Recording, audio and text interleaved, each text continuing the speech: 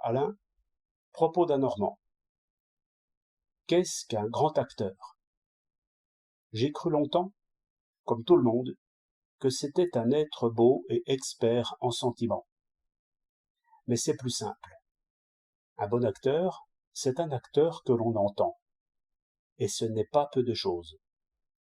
Le mauvais acteur, ou l'acteur médiocre, ne manque jamais de feu. On estimerait plutôt qu'il en a trop. Souvent, ses attitudes et ses gestes conviennent au personnage. Seulement, vous n'entendez rien. Vous voyez bien qu'il roule des yeux féroces ou tendres, selon l'occasion, et qu'il ouvre la bouche. Presque toujours, les choses se passent ainsi pendant ce que l'on appelle l'exposition d'une pièce.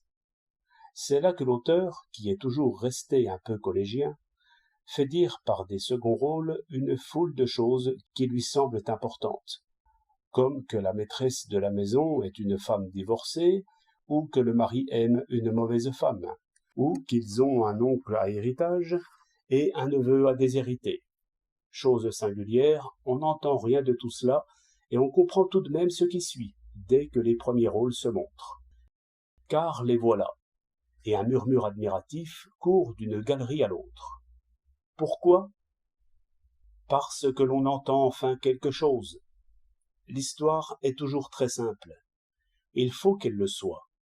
Mais par cela seul qu'elle est racontée et en même temps mimée pour un millier de gens, elle produit de l'un à l'autre comme des échos de sentiments. Cette contagion du rire et des larmes est la cause principale du plaisir qu'on trouve au théâtre. Car il y a des naïfs qui diraient « Pourquoi ne lirais-je pas cette pièce ?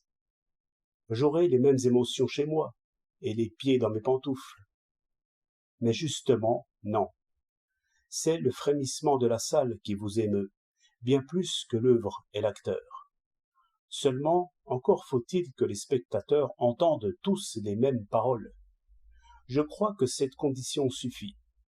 Peu de gestes, une voix qui porte, des articulations qui vous creusent l'oreille, voilà les dons, d'ailleurs assez rares, qui portent un homme à la gloire.